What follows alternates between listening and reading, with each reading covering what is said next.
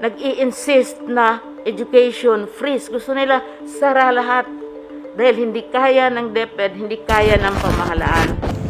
Sa ngayon, ma'am, iba kasi ngayon, ma'am, sa pandemya kaysa hindi sa pandemya nun eh. Parang nahihirapan yung mga bata ngayon.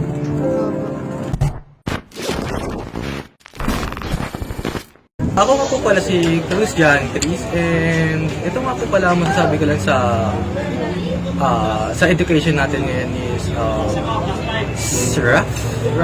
Sa bayarin, hindi kami ngayon. Mas kapos pa kami.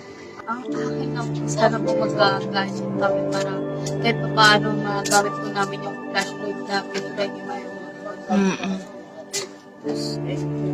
Maayos po mga tag-on. Para po kahit pa paano ano naman makasabay. Okay, anong mas gusto mo? Yung face-to-face or yung school mo ngayon? Face-to-face po. Bakit mas gusto mo yung face-to-face? Kasi nakapag-ate mo.